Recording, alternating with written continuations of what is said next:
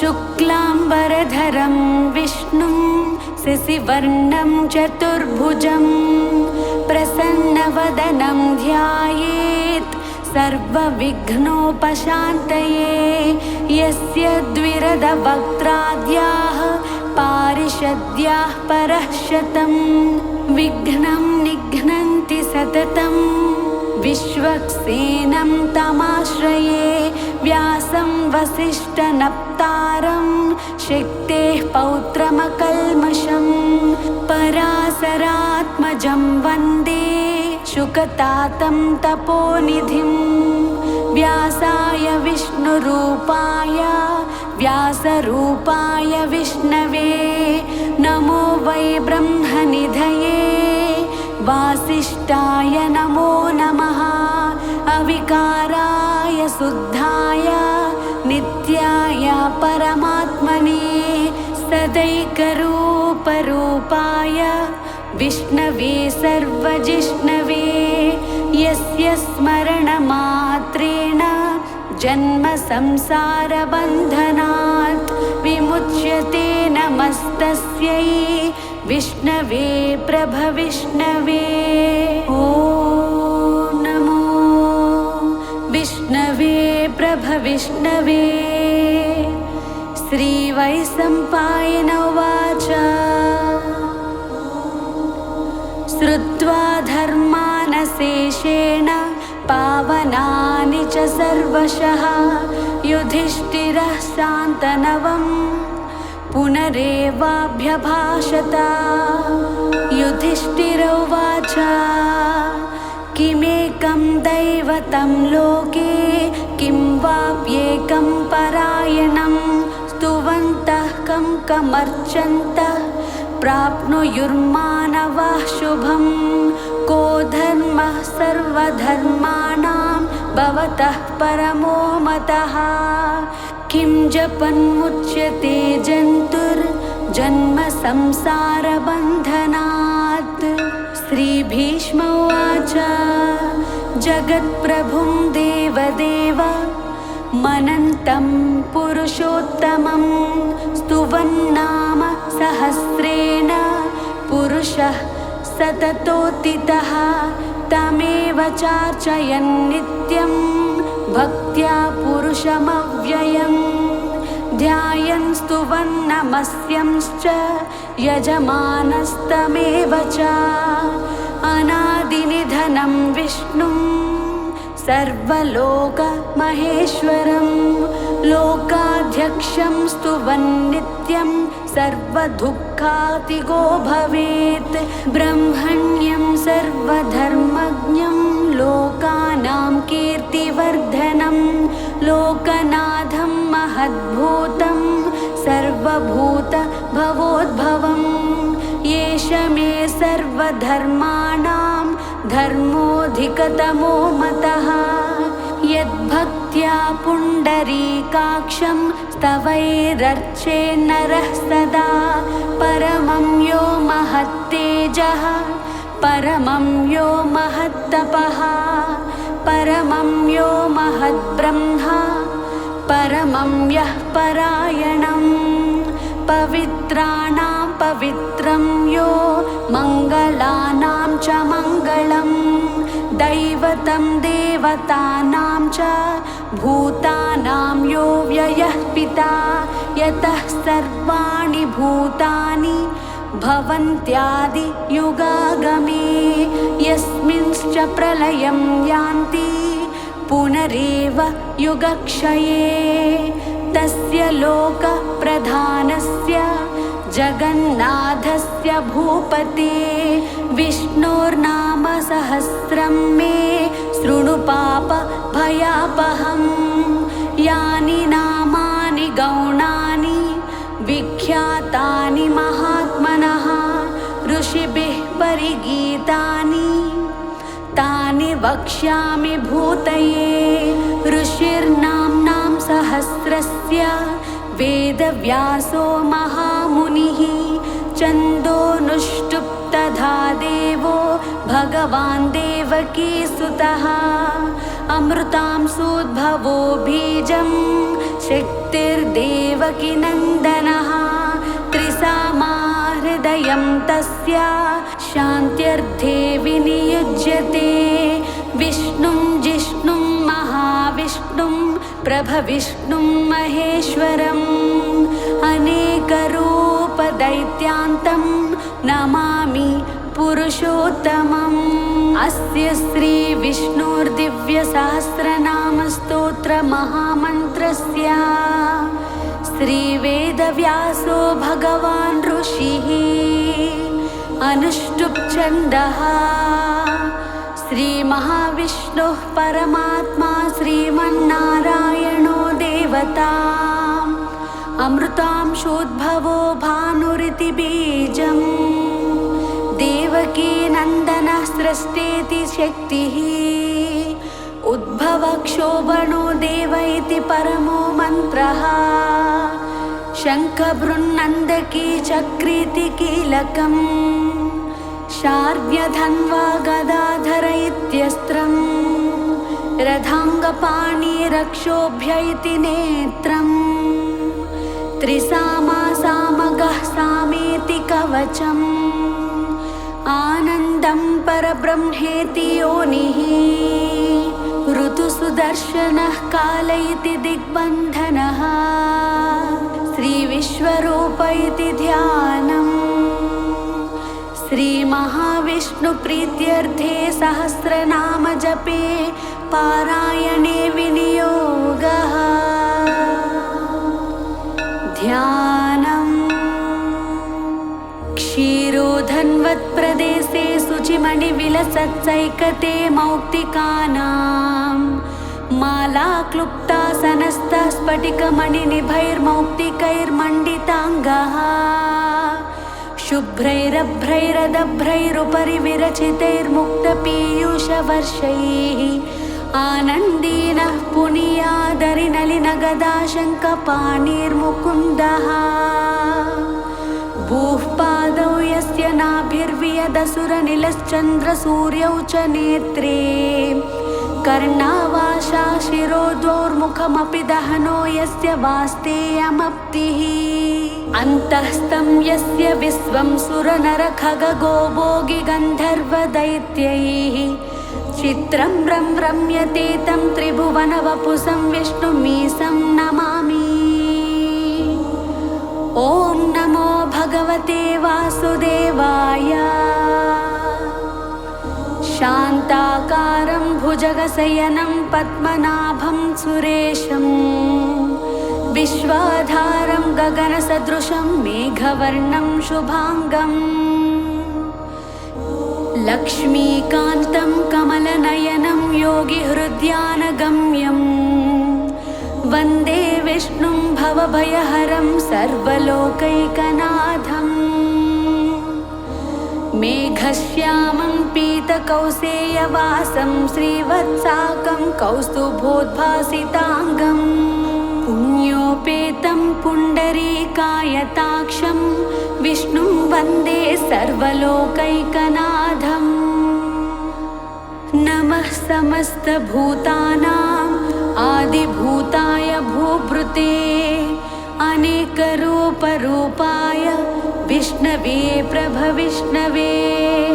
सशङ्खचक्रं सकिरीटकुण्डलं सपीतवस्त्रं सरसीरुहेक्षणं सहारवक्षः स्थलशोभिकौस्तुभं नमामि विष्णुं शिरसा चतुर्भुजम् छायायां पारिजातस्य हेमसिंहासनोपरि आसीनमम्बुदस्याम मायताक्षमलङ्कृतं चन्द्राननं चतुर्बाहुं श्रीवत्साङ्कितवक्षसं रुक्मिणी सत्यभामाभ्यां सहितं कृष्णमाश्रये। विश्वं विष्णुर्वषट्कारो भूतभव्य भवत्प्रभुः भूतकृद्भूतभृद्भावो भूतात्मा भूतभावनः भूतात्मा पर परमात्मा च मुक्तानां परमागतिः अव्ययः पुरुषः साक्षी क्षेत्रज्ञोऽक्षर एव च योगो योगविदां नेता प्रधान पुरुषेश्वरः नारसिंह वपुः श्रीमान् केशवः पुरुषोत्तमः सर्वः सर्वः शिवस्तानुर्भूतादिर्निधिरव्ययः सम्भवो भावनो भर्ता प्रभवः प्रभुरीश्वरः स्वयंभू शम्भुरादित्यः पुष्कराक्षो महास्वनः अनादिनिधनो दाता विधाता धातुरुत्तमः अप्रमेयो हृषीकेशः पद्मनाभो मरप्रभुः विश्वकर्मा मनुस्त्वष्टा स्थविष्टः स्थविरो ध्रुवः अग्राह्यः शाश्वतो कृष्णो लोहिताक्षः प्रतर्धनः प्रभूतस्त्रीककुब्धामा पवित्रं मङ्गलं परम् ईशानः प्राणदः प्राणो ज्येष्ठः श्रेष्ठः प्रजापतिः हिरण्यगर्भो भूगर्भो माधवो मधुसूदनः ईश्वरो विक्रमी धन्वी मेधावी विक्रमः क्रमः अनुत्तमो दुरादर्शः कृतज्ञः कृतिरात्मवान् सुरेशः शरणं शर्मा विश्वरेताः प्रजाभवः अह संवत्सरो व्याळः प्रत्यहः सर्वदर्शनः अज सर्वेश्वरः सिद्धः सिद्धिः सर्वादिरच्युतः वृषा कपिरमेयात्मा सर्वयोग विनिष्कृतः वसुर्वसुमनः सत्यः समात्मा समितः समः अमोघः पुण्डरीकाक्षो वृषकर्मा वृषाकृतिः रुद्रो बहुशिरा भभ्रू विश्वयोनिः शुचिस्रवाः अमृतः शाश्वतस्थाणुर्वरारोहो महातपाः सर्वगः सर्वविद्भानुर्विश्वक्सेनो जनार्दनः वेदो वेदविदव्यग्नो वेदाग्नो वेदवित्कविः लोकाध्यक्षः सुराध्यक्षो धर्माध्यक्षः कृताकृतः चतुरात्मा चतुर्व्यूह चतुर्दंष्ट्रश्चतुर्भुजः भ्राजिष्णुर्भोजनं भोक्ता सहिष्णुर्ज गदादिजः अनघो विजयो जेता विश्वयोनिः पुनर्वसुः उपेन्द्रो वामनः प्रांशुरमोघः शुचिरूर्जितः अतीन्द्रः सङ्ग्रहः सर्गो धृतात्मा नियमो यमः वेद्यो वैद्यः सदा योगी वीरः माधवो मधुः अतीन्द्रियो महामायो महोत्साहो महाबलः महाबुद्धिर्महावीर्यो महाशक्तिर्महाद्युतिः अनिर्देश्य वपुः श्रीमान् न मेयात्मा महादृधृक् महेश्वासो महीभर्ता श्रीनिवासः सताङ्गतिः अनिरुद्धः सुरानन्दो गोविन्दो गोविदाम्पतिः मरीचिर्दमनो हंसः सुपर्णो भुजगोत्तमः हिरण्यनाभः सुतपाः पद्मनाभः प्रजापतिः अमृत्युः सर्वदृक्सिंह सन्धाता सन्धिमान् स्थिरः अजो दुर्मर्षणः शास्ता विस्तृतात्मा सुरारिः गुरुर्गुरुर्तमो धामा सत्यः सत्यपराक्रमः निमिषो निमिषः स्रग्वी वाचस्पतिरुदारधीः अग्रणी ग्रामणी श्रीमान् न्यायो नेता समीरणः सहस्रमूर्धा विश्वात्मा सहस्राक्षः सहस्रपात् आवर्तनो निवृत्तात्मा संवृतः संप्रमर्दनः अह संवर्तको वह्निरनिलो धरणीधरः सुप्रसादः प्रसन्नात्मा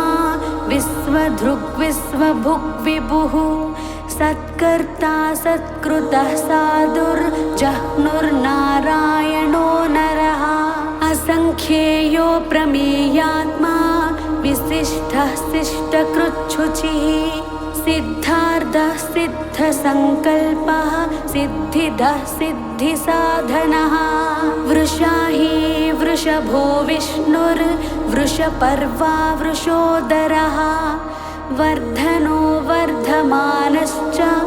विविक्तः श्रुतिसागरः सुभुजो दुर्धरो वाग्मी महेन्द्रो वसुदो वसुः नैकरूपो बृहद्रूपः सिपिविष्टः प्रकाशनः ओजस्तेजोद्युतिधरः प्रकाशात्मा प्रतापनः रुद्धः स्पष्टाक्षरो मन्त्रश्चन्द्रांशुर्भास्करद्युतिः अमृतांशोद्भवो भानुः ससबिन्दुः सुरेश्वरः औषधं जगतः सेतुः सत्यधर्मः पराक्रमः भूतभव्य भवन्नादः पवनः पावनो नलः कामः कामकृत्कान्तः कामः कामप्रदः प्रभुः युगादिकृद्युगावर्तो नैकमायो महासनः अदृश्यो व्यक्तरूपश्च सहस्रजिदनन्तजित् इष्टो विशिष्टः शिष्टेष्टः शिखण्डी नहुषो वृषः क्रोधः क्रोधकृत्कर्ता विश्वबाहुर्महीधरः अच्युतः प्रथितः प्राणः प्राणदो वासवानुजः अपानिधिरधिष्ठानमप्रमत्तः प्रतिष्ठितः स्कन्दः स्कन्दधरो धुर्यो वरदो वायुवाहनः वासुदेवो बृहद्भानुर् आदिदेवः पुरन्दरः अशोकस्तारणस्तारः सूरः सौरिर्जनेश्वरः अनुकूलः सतावर्तः पद्मे पद्मनिभेक्षणः पद्मनाभोरविन्दाक्षः पद्मगर्भः शरीरभृत् महर्धिरुद्धो वृद्धात्मा महाक्षो गरुडध्वजः अतुलः सरभो भीमः समयज्ञो हविर्हरिः सर्वलक्षणलक्षण्यो लक्ष्मीवान् समितिञ्जयः विक्षरो रोहितो मार्गो हेतुर्दामोदरः सहः महीधरो महाभागो वेगवान् मितासनः उद्भवः क्षोभणो देवः श्रीगर्भः परमेश्वरः करणं कारणं कर्ता विकर्ता गहनो गुहः व्यवसायो व्यवस्थानः संस्थानः स्थानदो ध्रुवः परर्दिः परमस्पष्टः तुष्टः पुष्टः सुभेक्षणः रामो विरामो विरजो मार्गो नेयो नयो नयः वीरः शक्तिमतां श्रेष्ठो धर्मो धर्मविदुत्तमः वैकुण्ठः पुरुषः प्राणः प्राणदः प्रणवः पृथुः हिरण्यगर्भः शत्रुघ्नो व्याप्तो वायुरधोक्षजः ऋतुः सुदर्शनः कालः परमेष्टि परिग्रहः उग्रः संवत्सरो दक्षो विश्रामो विश्वदक्षिणः विस्तारः स्थावरस्थाणुः प्रमाणं बीजमव्ययम् अर्धोऽनर्धो महाकोशो महाभोगो महाधनः अनिर्विणः स्तविष्टो भूधर्मयूपो महामकः नक्षत्रनेमिर्नक्षत्री क्षमः क्षामः समीहनः यज्ञयुज्यो महेज्यश्च क्रतुः सत्रं सताङ्गतिः सर्वदर्शी विमुक्तात्मा सर्वज्ञो ज्ञानमुत्तमम् सुव्रतः सुमुखः सूक्ष्मः सुघोषः सुखदः सुहृत् मनोहरो जितक्रोधो वीरबाहुर्विदारणः स्वापनः स्ववसो व्यापी नैकात्मा नैककर्मकृत् वत्सरो वत्सलो वत्सी रत्नगर्भो धनेश्वरः धर्मगुप्धर्मकृद्धर्मी सदसत्क्षरमक्षरम् अविज्ञाता सहस्रांशुर्विधाता कृतलक्षणः गभस्तिनेमिः सत्त्वस्तः सिंहो भूतमहेश्वरः आदिदेवो महादेवो देवेशो देवभृद्गुरुः उत्तरो गोपतिर्गोप्ता ज्ञानगम्यः पुरातनः शरीरभूतभृद्भोक्ता कपीन्द्रो भूरिदक्षिणः सोमपो मृत्तपः सोमः पुरजित् पुरसत्तमः विनयो जयः सत्यसन्धो दासार्हः सात्वतां पतिः जीवो विनयिता साक्षी मुकुन्दो मितविक्रमः अम्भो निधिरनन्तात्मा महोदधि सयोऽन्तकः अजो महार्हः स्वाभाव्यो जितामित्रः प्रमोदनः आनन्दो नन्दनो नन्दः सत्यधर्मा त्रिविक्रमः महर्षिः कपिलाचार्यः कृतज्ञो मेदिनीपतिः त्रिपदिस्त्रिदशाध्यक्षो महाशृङ्गः कृतान्तकृत् महावराहो गोविन्दः सुषेणः कनकाङ्गदी गुह्यो गभीरो गहनो गुप्तश्चक्रगदाधरः वेदास्वाङ्गोजितः कृष्णो दृढः सङ्कर्षणोच्युतः वरुणो वारुणो वृक्षः पुष्कराक्षो महामनाः भगवान् भगहानन्दी वनमाली हलायुधः आदित्यो ज्योतिरादित्यः सहिष्णुर्गतिसत्तमः सुधन्वा खण्डपरशुर्दारुणो द्रविणप्रदः दिवः स्पृक् सर्वदृग्व्यासो वाचस्पतिरयो निजः त्रिसामासामगः साम निर्वाणं भेषजं भिषक् संन्यासकृच्छमः शान्तो निष्ठा शान्तिः परायणं शुभाङ्गः शान्तिदः स्रष्टा कुमुदः कुवलेशयः गोहितो गोपतिर्गोप्ता वृषभाक्षो वृषप्रियः अनिवर्ती निवृत्तात्मा संक्षेप्ता क्षेमकृच्छिवः श्रीवत्सवक्षा श्रीवासः श्रीपतिः श्रीमताम्बरः श्रीदः श्रीसः श्रीनिवासः श्रीनिधिः श्रीविभावनः श्रीधरः श्रीकरः श्रेयः श्रीमालोकत्रयाश्रयः स्वक्षः स्वङ्गः सतानन्दो नन्दिर्ज्योतिर्गणेश्वरः विजितात्मा विधेयात्मा सत्कीर्तिच्छिन्न संसारः श्वासयः उदीर्णः सर्वतश्चक्षुर्निसः शाश्वतस्थिरः भूषयो भूषणो भूतिर्विशोकः शोकनाशनः अर्चिष्मानर्चितः कुम्भो विशुद्धात्मा विशोधनः अनिरुद्धो प्रतिरथः प्रद्युम्नोमितविक्रमः कालनेमिनिः वीरः शौरिः शूरजनेश्वरः त्रिलोकात्मा त्रिलोकेशः केशवः केशिहा हरिः कामदेवः कामपालः कामी कान्तः कृतागमः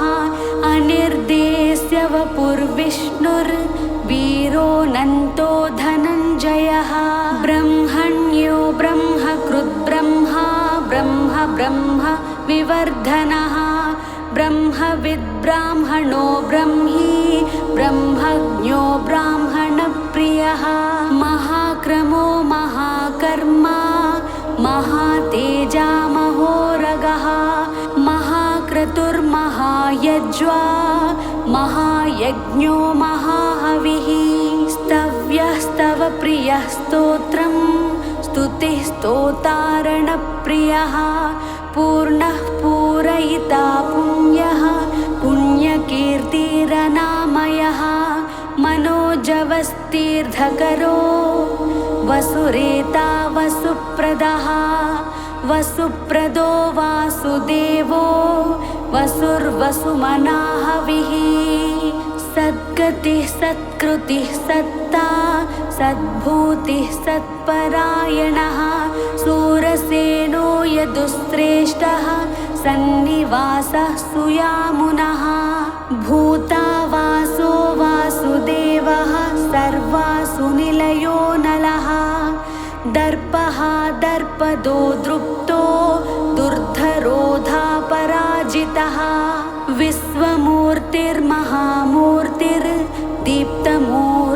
विश्वमूर्तिर्महामूर्तिर्दीप्तमूर्तिरमूर्तिमान् अनेकमूर्तिरव्यक्तः शतमूर्तिः शताननः एकोनैकस्तवः कः किं यत्तत्पदमनुत्तमं लोकबन्धुर्लोकनाथो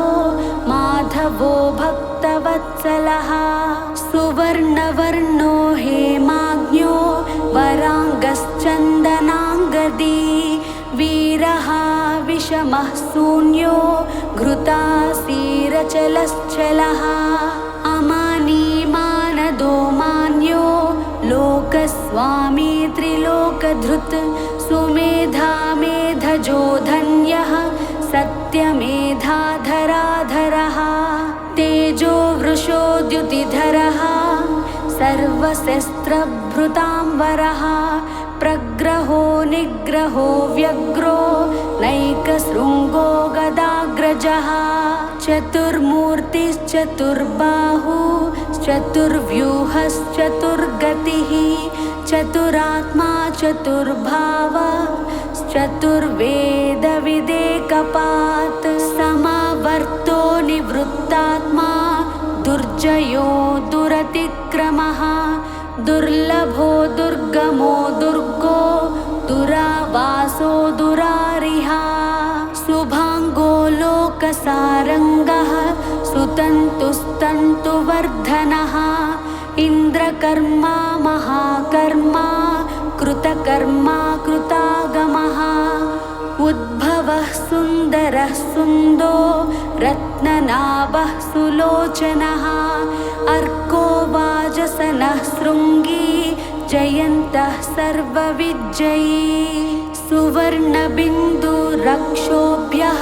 सर्ववागीश्वरेश्वरः महाहृदो महागर्तो महाभूतो महानिधिः कुमुदः कुन्दरः कुन्दः पर्जन्यः पावनो निलः अमृतासोऽमृतवपुः सर्वज्ञः सर्वतोमुखः सुलभः सुव्रतः सिद्धः शत्रुजिच्छत्रुतापनः न्यग्रोधोदम्बरो स्वस्था श्चानुरान्ध्रनिषूदनः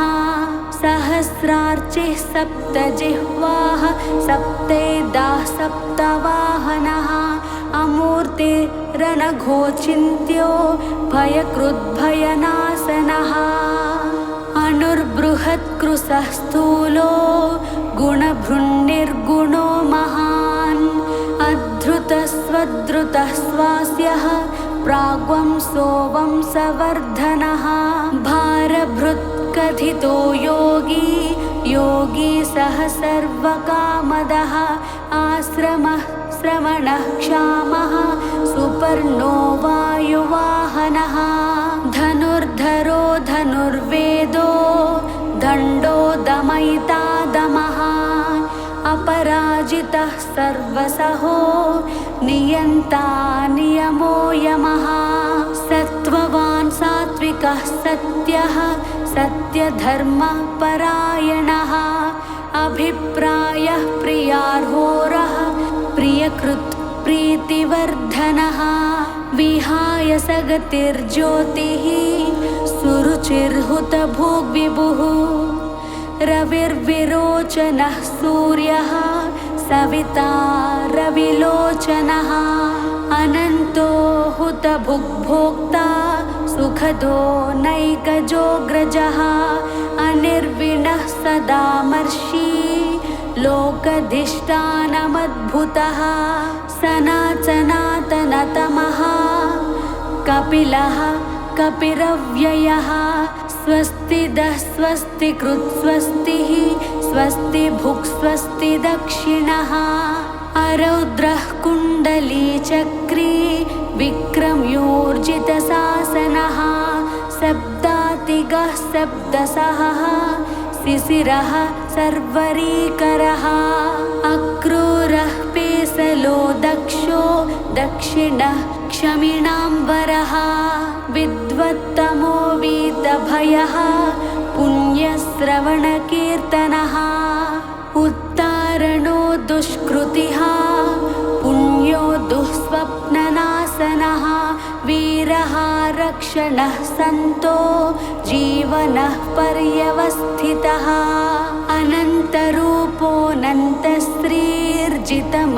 अनन्तरूपोऽनन्तश्रीर्जितमन्युर्भयापहः चतुरस्रो गभीरात्मा विदिशो व्यादिशो दिशः अनादिर्भूर्भुवो लक्ष्मीः सुविरो रुचिराङ्गदः जननो जनजन्मादिर्भीमो भीमपराक्रमः आधारनिलयो धाता पुष्पहासः प्रजागरः ऊर्ध्वगः सप्तधाचारः प्राणदः प्रणवः पणः प्रमाणं प्राणनिलयः प्राणभृत् प्राणजीवनः तत्त्वं तत्त्वविदेकात्मा जन्म मृत्युजरादिगः भूर्भुवः स्वस्तरुस्तारः सविता प्रपितामहः यज्ञो यज्ञपतिर्यज्वा यज्ञाङ्गो यज्ञवाहनः यज्ञभृद्यज्ञकृद्यज्ञी यज्ञभुग्यज्ञसाधनः यज्ञान्तकृद्यज्ञगुह्य मन्नमन्नादयेव च आत्मयोनिः स्वयं जातो वैखानः सामगायनः देवकीनन्दनः स्रष्टा क्षितीशः पापनाशनः शङ्खबृन्नन्दकी चक्री सार्ज्ञधन्वा गदाधरः रथाङ्गपाणिरक्षोभ्यः सर्वप्रहरणायुधः श्री सर्वप्रहरणायुध ॐ नमः इति वनमाली गदी सार्ङ्गी शङ्खी चक्री च नन्दकी श्रीमन्नारायणो विष्णुर्वासुदेवोऽभिरक्षतु वनमाली गदी सार्ङ्गी शङ्खी चक्री च नन्दकी श्रीमन्नारायणो वासुदेवोऽभिरक्षतु वनमाली गदी सार्ङ्गी शङ्खे चक्रे च नन्दके श्रीमन्नारायणो विष्णुर्वासुदेवोऽभिरक्षतु श्रीवासुदेवोऽभिरक्षतो नम इतीदं कीर्तनीयस्य केशवस्य महात्मनः नाम्नां सहस्रं दिव्यानामशेषेण प्रकीर्तितं य इदं शृणुयात् नित्यं यश्चापि परिकीर्तयेत् नाशुभं प्राप्नुयात् किञ्चित् सोमुत्रेह च मानवः वेदान्तगो ब्राह्मणः स्यात् क्षत्रियो विजयी भवेत् वैश्यो धनः समुद्रः स्यात् शूद्रः सुखमवाप्नुयात् धर्मार्थी प्राप्नुयात् धर्ममर्थार्थी चार्धमाप्नुयात् कामानवाप्नुयात् कामी प्रजार्थी प्राप्नुयात् प्रजां भक्तिमान् यः सधोत्ताय शुचिस्तद्गतिमानसः सहस्रं वासुदेवस्य नाम्नामेतत् प्रकीर्तयेत् यशः प्राप्नोति विपुलं याति प्राधान्यमेव च अचलां श्रियमाप्नोति श्रेयः प्राप्नोत्यनुत्तमं न भयं क्वचिदाप्नोति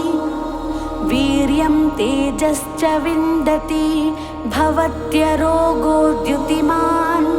बलरूप गुणान्वितः रोगार्तो मुच्यते रोगात् बद्धो मुच्येत बन्धनात् भयान्मुच्येत भीतस्तु मुच्येतापन्न आपदः दुर्गाण्यतिथिरत्यासु पुरुषः पुरुषोत्तमं स्तुवन्नाम सहस्रेण नित्यं भक्तिसमन्वितः वासुदेवाश्रयो मर्त्यो वासुदेवः परायणः सर्वपापविशुद्धात्मा याति ब्रह्म सनातनं न वासुदेव भक्तानामशुभं विद्यते क्वचित् जन्म मृत्यु जरा व्याधि भयं नैवोपजायते इमं स्तवमधीयानः श्रद्धा भक्तिसमन्वितः युज्येतात्मसुखक्षान्ति श्रीधृति स्मृतिकीर्तिभिः न क्रोधो न च मात्सर्यं न लोभो नाशुभा मतिः भवन्ति कृतपुण्यानां भक्तानां पुरुषोत्तमे द्वौ चन्द्रार्कनक्षत्रा खं दिशो भूर्महोदधिः वासुदेवस्य वीर्येण विधृतानि महात्मनः ससुरासुरगन्धर्वं सयक्षोरगराक्षसं जगद्वसे वर्ततेदं कृष्णस्य सचराचरम् इन्द्रियाणि मनोबुद्धिः सत्त्वं तेजो बलं धृतिः वासुदेवात्मकान्याहुः क्षेत्रं क्षेत्रज्ञ एव च सर्वागमानामाचारः प्रथमं परिकल्पते आचार प्रभवो धर्मो धर्मस्य प्रभुरच्युतः ऋषयः पितरो देवा महाभूतानि धातवः जङ्गमाजङ्गमं चेदं जगन्नारायणोद्भवम् योगो ज्ञानं तथा साङ्ख्यं विद्या शिल्पादिकर्म च वेदाः शास्त्राणि विज्ञानमेतत् सर्वं जनार्दनात् एको विष्णुर्महद्भूतं पृथग्भूतान्यनेकशः त्रीं लोकान् व्याप्य भूतात्मा भुङ्क्ते विश्वभुगव्ययः इमं स्तवं भगवतो विष्णोर्व्यासेन कीर्तितं पठेद्य इच्छेत् पुरुषः श्रेयः प्राप्तुं सुखानि च। विश्वेश्वरमजं देवं जगतः प्रभुमव्ययं भजन्ति ये पुष्कराक्षं न ते यान्ति पराभवम्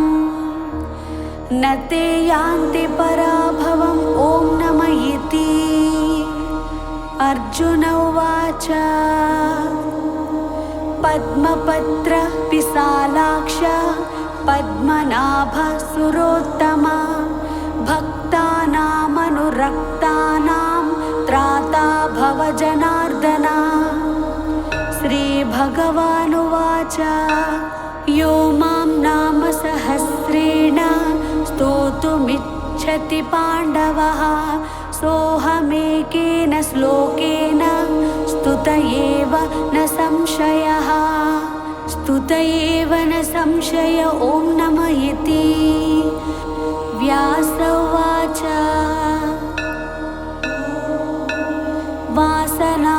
वासनाद्वासुदेवस्य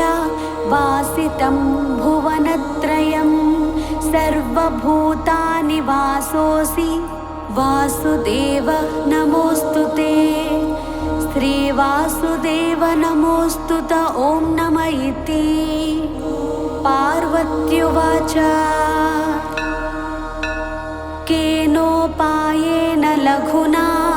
विष्णोर्नाम सहस्रकं पठ्यते पण्डितैर्नित्यं श्रोतुमिच्छाम्यहं प्रभो। ईश्वर उवाच श्रीराम राम रामेति रमे रामे मनोरमे सहस्रनाम तत्तुल्यं रामनाम वरानने। श्रीराम राम रामेति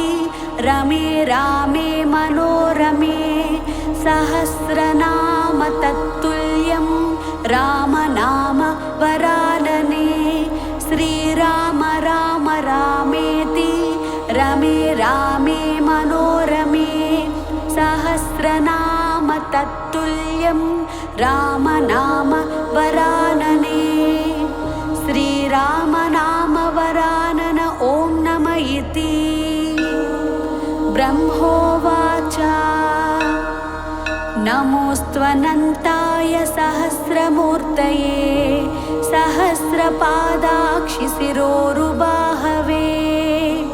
सहस्रनाम्ने पुरुषाय शाश्वते